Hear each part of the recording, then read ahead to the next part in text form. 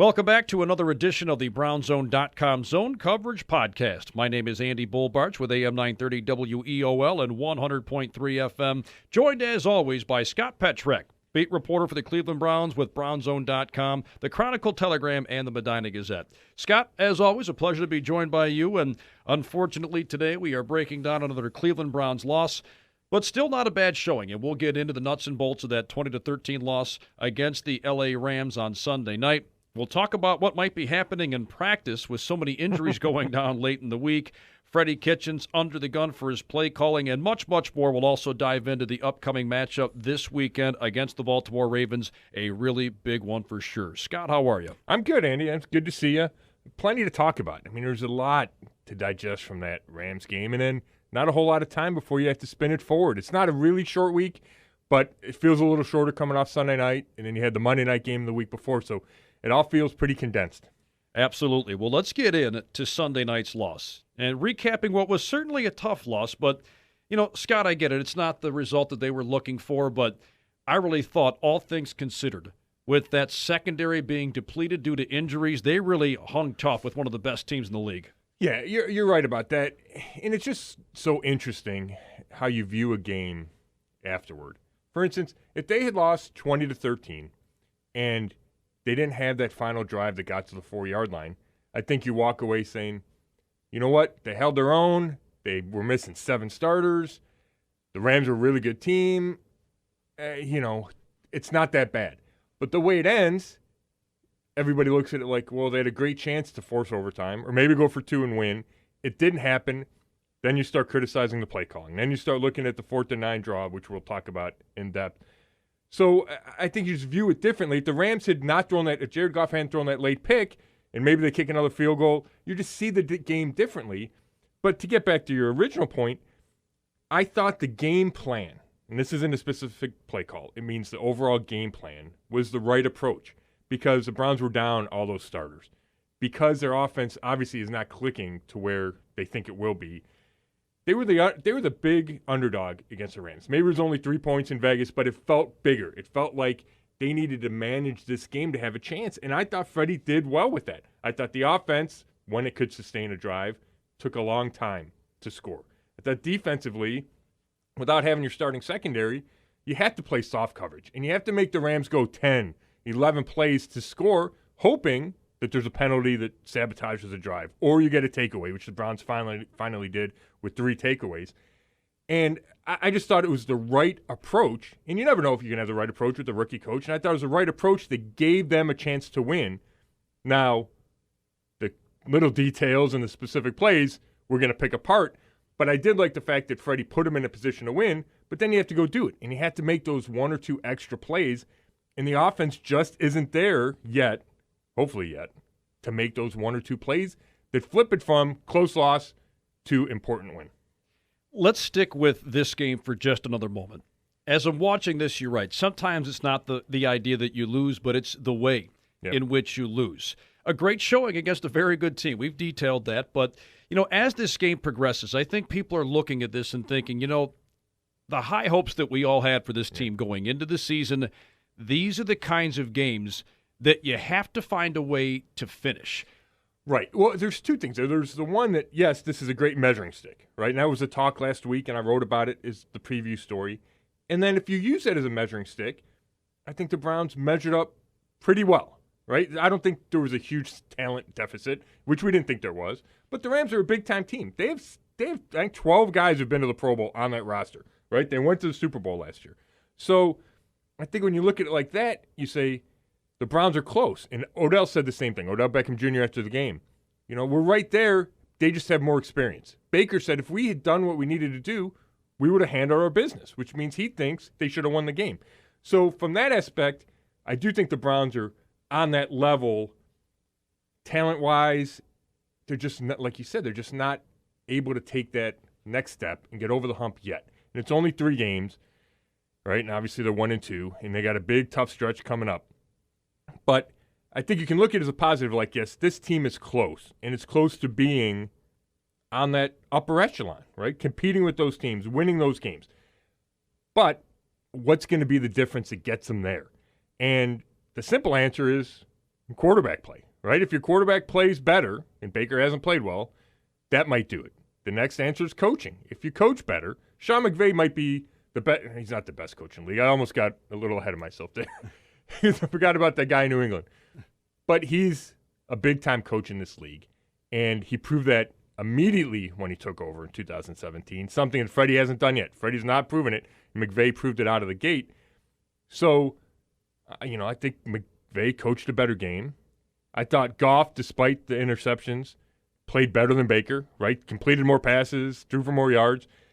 And they just have a better system in place right now. So the worry is, can the Browns close that gap fast enough? Because this season, Freddie keeps talking about learning curve and shortcomings, and we're going to get better, and this is new for all of us and new for him. Well, you're 3 weeks in.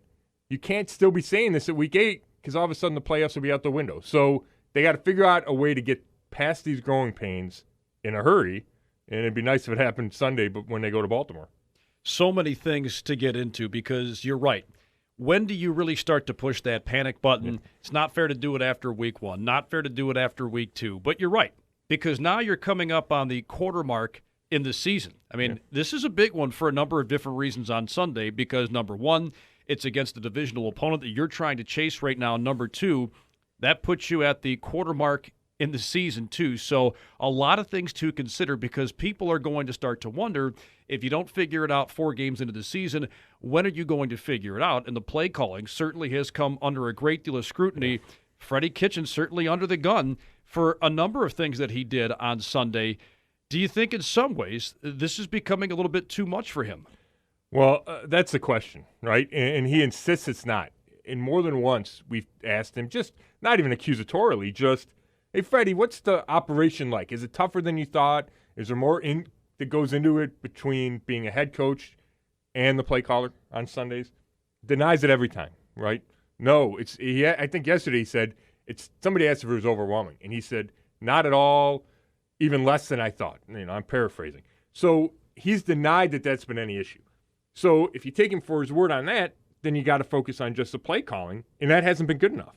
And all we have to do is look at, I think there's 5 plays you look at from Sunday's game that really stick out. The 4th and 9 draw early in the fourth quarter, about 9 minutes left in the game. They're down 4. They're at the Rams 40. You can punt there. 4th and 9's not automatic to pick up, obviously.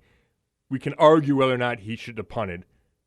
And I don't have a huge problem with the decision to go for it. I have a huge problem with the decision to call a draw on 4th and 9. ESPN Stats and Info said nobody's done that since they started keeping track in 2007. It just didn't make any sense. We were talking about it. It felt like a 3rd and 9 call where you're going to go for it on 4th down. But yet he goes for it. The play never has a chance. Nick Chubb gains 2 yards. And that was when the game started to shift, right? The Rams had taken the lead, I think, the previous drive after a bad punt, after the Browns couldn't do anything following a TJ Carey interception. And that's when the game swung, and this was just the next step in the swing. And I just don't understand how you can call that play. It makes no sense to me. Baker, after it happened, looked at the sideline with his hands kind of out by his hips, like, why did we do that? Like, it was such a head-scratcher, and all Freddie can say is, it was a bad call. Well, all right, but I would love to know what he was thinking. Is he thinking, I'm catching the Rams off guard? I don't know, because there's no way there's a higher percentage of that play working than letting Baker drop back and look for Odell Beckham or look for Jarvis Landry. I mean, those are your 2 guys, right? Not that Nick Chubb's not great, but not 4th and 9 draw. So, anyway, a terrible call. But yet, they're still in the game. They get the late pick from Justin Burris, who's a great story, and, claimed it off waivers Friday, comes in, plays every snap. Get the 1st and goal at the 4. All 3 timeouts, which means you can run any play you want. And they go empty 1st down. Now, Freddie, all Freddie would say is, it's on me, blah, blah, blah. But if you read between the lines at his press conference, it sure felt like he had called an RPO, the run-pass option on 1st down, and then Baker physically took Nick Chubb and lined him up wide. Like he walked him out there. So Baker wanted to throw the ball. And instead of Freddie demanding a run there, which means don't call an RPO, just call a run, he left it in Baker's hands. Baker wanted to throw. They don't pick up the blitz, and he's got to make a quick throw. Jarvis isn't ready. You go to 2nd down. They roll right which Odell's on the backside of the play. The safety falls down. You might be able to hit Odell, but you're rolling right, so that's out of the question. Jarvis may or not be open. The ball gets tipped. Incomplete. And then third down. So we still haven't run. Still have all the timeouts. They might have called one by now. Baker has Jarvis beats his man from the slot on the right and is coming free over the middle of the end zone. And Baker doesn't see it, throws to the back of the end zone for Demetrius Harris, who should be about your fifth option down there. Incomplete. Good defense. Incomplete. Jarvis throws his hands up. Can't believe that Baker didn't see him because it's probably a touchdown. And then fourth down, the tackle gets, Greg Robinson, the left tackle, gets beat. Baker's forced out. Interception to end the game. So, you can break down each play, and I kind of just did there, but the overall emphasis is Freddie should have run the ball at least once. And he said that he was kicking himself in the ass because of it right after the game. So, and he said, I'll learn from it. It's my first time. I just wonder how long you give him the first time, right? How many first times can a guy get before you wonder, guys, you should know better, right? When's he going to learn? So I think, and this is a real long answer, but I got a lot of thoughts on this. We're in such a weird place in the NFL where we put so much scrutiny on each game. It's tough to accept a learning curve. It's tough to accept a guy kind of working his way into a job, and that's a danger of hiring a first-time coach. Tom Landry struggled big time, right? But it's 60 years ago. Chuck Noll in Pittsburgh. But again, I'm showing my age. Guys, Bill Belichick struggled early in his career. Coaches just don't have that room to fail early, or you have to have a real stable organization. And we know that the Browns aren't a stable organization. And that's why it's tough, because I'd like to say, hey, let Freddie grow into this job. But with the talent that he has, you just don't have a whole lot of time to grow into the job. So he can't have the bad play calls like he did yesterday. And it's not only the play calls, it's the overall struggles of the offense. But he's a play caller. He's responsible for that too. So there's a lot of fingers being pointed at Freddie right now. And that goes back to a point that you made all the way back in February when they decided to make Freddie Kitchens the coach. It's a different set of scenarios simply because every other coach that has been hired, basically going back 20 years, they came in without the expectation to win right away. And this year, as you've detailed many, many times, it's different. Right. Fair or unfair, this is the way it is. Yeah. In the NFL, you don't get many chances. In many cases, you may only get a couple of years. And, this kind of goes into my next question. I understand fans and media members, sometimes, the patience begins to wear really, really thin. And I guess you can call it the honeymoon period. When does that honeymoon period expire with Freddie, or has it already? I think we're right there. I think checkouts, tomorrow morning at 11 o'clock with him. Just from, you listen to talk radio, you check Twitter, and I think people have turned, might be too strong, but people are questioning Freddie. And I don't blame them, right? There's reason to question him. And that's, like I said, it's the danger of being a first-time head coach, danger of being a new coach. And we talked about it, and we might have said it on the first podcast. I know there hasn't been a Browns coach to walk into a situation with more pressure than Freddie Kitchens since Blanton Collier took over for Paul Brown, whenever Art Modell fired Paul Brown, right? Whatever that was, 1960-something. 63, I should probably know that. But, and that's because he had a championship team that Paul Brown left him. And Paul Brown, we all know who Paul Brown was. So since then, when a coach is taken over, he's usually taken over a bad team, right? Bud Carson took over for Marty Schottenheimer, or actually took over for Jim Schaffner, so there's a kind of a buffer there before he took over, and he took over from a good coach in Marty, and there were expectations there. But even that felt different, right? This feels like a team on the ascension, surrounded by talent. There's obviously more scrutiny now than there was in 1989. It just feels different, and Freddie walked into that pressure cooker, and it's a tough spot. He doesn't have a whole lot of time to grow into this job, like we keep saying. So it's difficult. He gets a little defensive. I think he's handling it okay. I'm fine with him putting the blame on himself. I think that's what a coach is supposed to do. But at some point, that gets old as well, right? You can only say, blame me, blame me, blame me. Well, then people are going to blame you. And if you're taking all the blame for a bunch of losses, you're not going to be around for very long. And then you said, coaches only get a couple years. Not every coach gets that second year, right? I mean, we saw Rob Chudzinski with the Browns not make it to a second year. So that's getting ahead of ourselves. But I will say this. If you have this talent, and not only does John Dorsey think there's talent, Jimmy Haslam, the owner, Jimmy and D. Haslam, the owners, think so. The locker room thinks there's talent. The whole league thinks there's talent. If you're not getting the most out of that talent, it's the coach's fault, right? And at least for Hugh Jackson, you would say he didn't have any talent, right? He should have won more games, but nobody said Hugh's got the talent. That's not – Freddie can't do that. Freddie can't point to the locker room and go, hey, they need to get me a quarterback. He's got a quarterback. They can't – he's got nowhere to point but point back at himself, and that adds to the pressure and it adds to the scrutiny that Freddie's under. No question about it. Again, you are dialed into the BrownZone.com zone coverage podcast with Scott Petrak. And, boy, kind of finishing things up here on the loss on Sunday. Yeah. Got to ask you, what in the world is happening at practice late in the week with the Browns? I mean, Demarius Randall with a concussion a couple of weeks back, and then you've got 3 straight hamstring injuries at practice late this past week. What in the world is going on at practice? Yeah, that's a good question. And I know they practice hard, and I know not that teams don't. I'm sure every team across the league would tell you we practice hard. But that's Freddie's MO, right? And we saw it in training camp. Pretty sure they were in pads. They were in pads once a week. You're only allowed to be in pads once a week. And then it's even less than that as you get into the second half of the season. So Freddie puts them in pads when he can. And stuff happens. There's bad luck. So part of me says, hey, stuff happens. Guys pull hamstrings. Guys get concussions. But not a lot of guys get concussions in practice, right? Which means, did somebody go after Demarius Randall? Did a lineman lower his head? Did Randall lower his head when he shouldn't have? Or is it just dumb luck? We weren't out there to see it. We only get to watch the beginning of practice. But you wonder about that, and he's a good player on your defense, and he's been out for at least 2 games. He had a tweet a little bit earlier. Makes it sound like he's coming back, but he had a couple of those tweets last week too, so we'll have to wait and see till Wednesday's practice.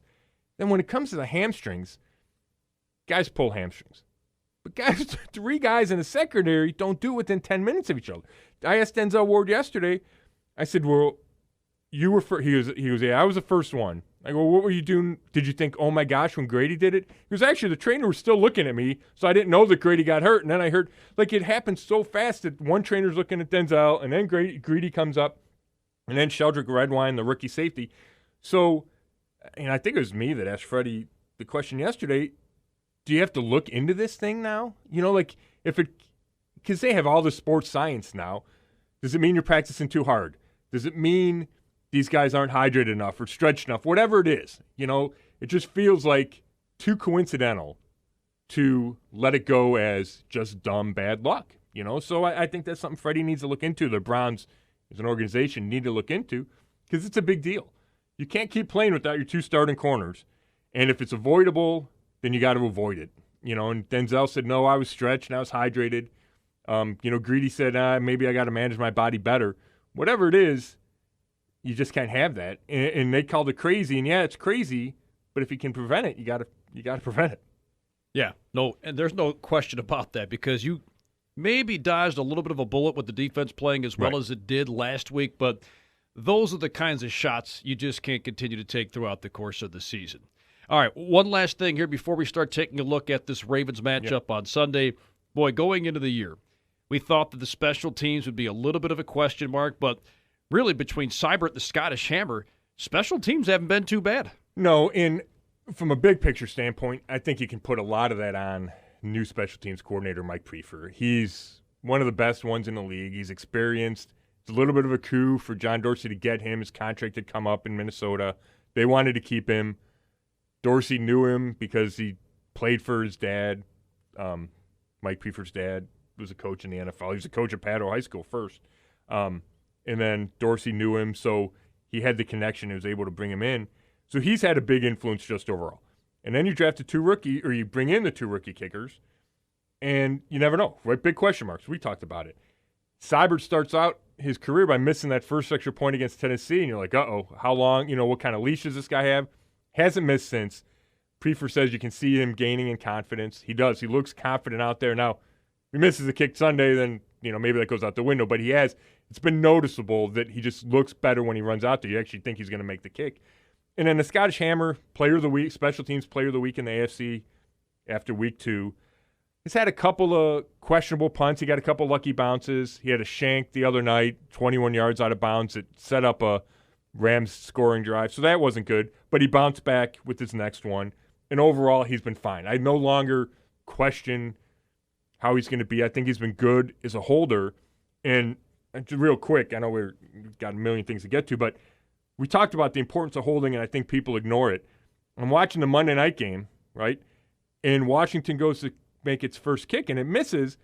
I'm sure everybody blames the kicker, but I happen to be watching the hold because now I'm focused on holds, and the guy's still trying to spin the ball. You're supposed to get the laces away from the kicker. That's how they like it, so you're not kicking the laces. And the guy's still spinning the ball as the guy's kicking it. So to me, that's not a good hold. And I'm sure it contributed to the miss, and that's something that gets overlooked. But I think the Hammer's been fine as a holder, obviously, because Seibert hasn't missed since that first one. So, yeah, I think special teams has made a huge jump from last year, and that's a credit to Prefer, and it's a credit to the 2 rookies not being in over their heads. Taking a look at Sunday's game against Baltimore, it goes without saying that this one is absolutely huge. And, you were mentioning to me a few minutes ago that it's not just this game. It's right. This next string of games coming up that'll be really huge, and will tell you a lot about this team. Exactly, and it started with the Rams game, right? To me, the Rams was the first of a 5-game stretch that was the toughest part of the schedule. And it concludes with at New England on October 27th. And heading into week 3, all 5 teams were unbeaten. Obviously, the Ravens lost last week, but it's still a really difficult stretch. And the thing is, the Browns can't afford to fall too far behind. Not only the Ravens, but the rest of the playoff contenders in the AFC. So they have to win some of these games. And to me, if they get out of this stretch, through Game 7, it'll be Week 8 because there's a bye, but through Game 7, if they can get out of it 3-4, which means they go 2-2 over the next 4, I think they'll be fine. I think the second half you can make hay. There's easier games. You get inside the division. You get a banged-up Pittsburgh team. You get a bad Cincinnati team.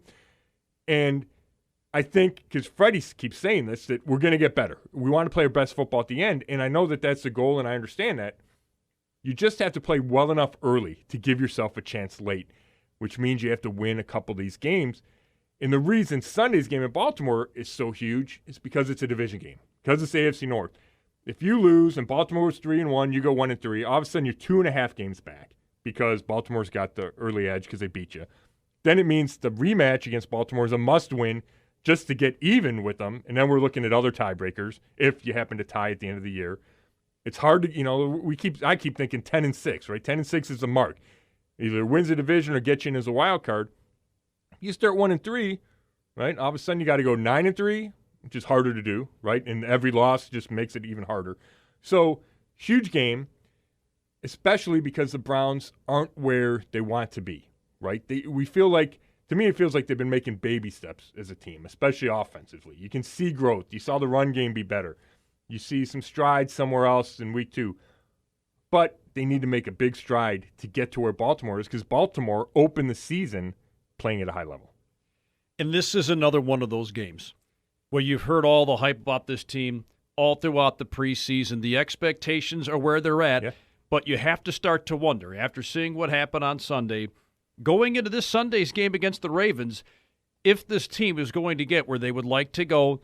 These are the kinds of games that you have to win in order to put yourself on the map. Fair or unfair, because of the conditions surrounding this game. And having said all that, if they're going to win this game, what are some of the keys for the Browns? Well, yeah, and plus we looked at the Ravens won the division last year, right? And I know that they were put off by the fact that everybody assumed the Browns were going to win it this year, right? And that's the Vegas odds and all that. So they have a lot of pride. John Harbaugh's a great coach. So and they beat the Browns last year in the finale, right? It was a great game, but that was their game to go to the playoffs, and the Ravens won it. So you have all that as the backdrop. When we talk about keys, it starts with Lamar Jackson, right?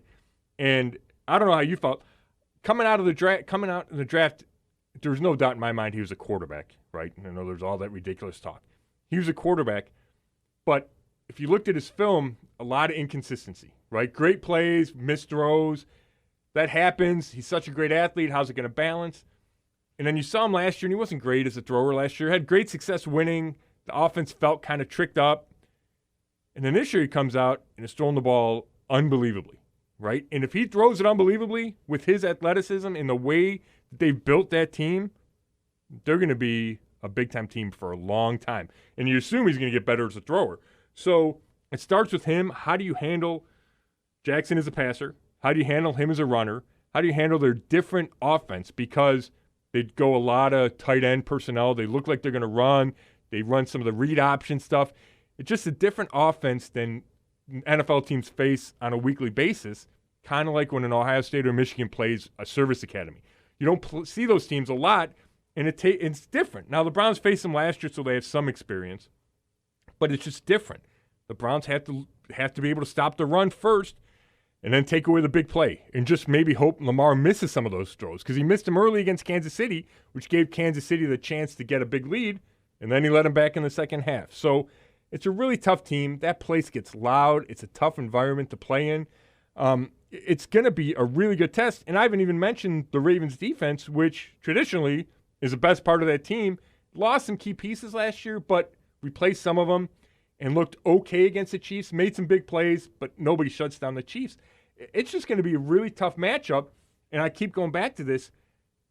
The Browns need to take a big step because how they played against the Jets isn't going to beat Baltimore. How they played against the Rams isn't going to beat Baltimore. They need to play their best game by a big margin to beat a Baltimore team on the road. And the question for me is, are they ready to do that? We need, like, if you haven't seen them do it yet, what makes you think that they will do it? And the only thing that makes me think that that's possible is they have the talent, they have the confidence, they have the drive, but I need to see that all come together, and I haven't seen it yet. So that's why it's a huge challenge. I think the biggest question here is how does the offense come out of the gate? They haven't exactly lit things up at the beginning of the game, and I think starting hot is always something you look for, especially in a game like this where, again, you're expected to arrive. It kind of seems like this offense, they're at the exit, but they're kind of stuck in traffic, and they haven't gotten off the exit just yet. You think this is certainly one of those games where you look at this offense and say, okay, we are expecting to see this unit take that next step. Yeah, well, that's a great point, and for a number of reasons. One, you can silence the crowd a little bit. If you get a lead on Lamar, and I know Kansas City did, and he brought him back, but it changes the way you play. It changes the way Baltimore plays. If Baltimore's got the lead or they're tied, then everything's on the table, right? The run, the Lamar runs, the option, all that's on the table. If you get up by 2 scores, there has to be some sense of he's going to drop back, right? You're not worried about him beating you with a 5-yard run. You know, you're worried about the big plays. So getting the lead would be huge. And you're right. The offense needs to take that jump. And the reason I think it would be possible against Baltimore is if they have a weakness on defense, the secondary's beat up. I think Jimmy Smith was out, one of their corners. Another corner went down the other day. I don't know their status for Sunday yet. But maybe that gives the Browns the chance, right? Baker Mayfield can go take advantage of that and find Odell. Or maybe even find Jarvis. Right? Jarvis has been, I don't know if underutilized is the right word, but we haven't seen him have the production that he can have. And part of that's probably because Baker's looking to get the ball to Odell. But, you know, and I think Jarvis had a big game last year in the finale against Baltimore. It just feels like this is a chance that the way the Ravens secondary is, it presents the opportunity for Baker to find some rhythm and get some confidence. But he needs to be protected. The play calls have to be right. And there's a lot that goes into it. But I do think that opportunity is there. Now they got to take advantage of it. And Baker and Odell, maybe they have that huge game where it's 10 catches for 180 yards, right? We haven't seen that yet. Maybe that's what Jarvis is looking for. Maybe Jarvis gets a 10 catch for 100 yards and 2 touchdowns. We just haven't seen that from the offense because, frankly, they're only averaging 16 points a game. So nobody's lighting it up. Odell had the one long catch and run against the Jets, but that's it. We just haven't seen the offense we saw in the second half of last season, and that's what's so frustrating for the fans is you know it's there. You know it's in there pre-Odell. Why hasn't it been there yet? And that's why Freddie's under the microscope. That's why fans are so frustrated because it feels like it should have come together by now. Yeah, well, Sunday's a measuring stick game for sure. No doubt about it, and we will break it down next week. Before we close the chapter on this edition of the BrownZone.com Zone Coverage Podcast, we need to get to your golf shot of the week. Yeah, you know what? I'm trying to think. I'm not sure I played since the last time we talked. I'm going to go try to play right now, as a matter of fact. But I'll recycle one right before, I think it was right before I got here for last week's podcast. Number 9 at Pleasant Valley. I love Pleasant Valley. It's down in Medina. You can always get off. There's usually not that many people there. I think they keep it in pretty good shape.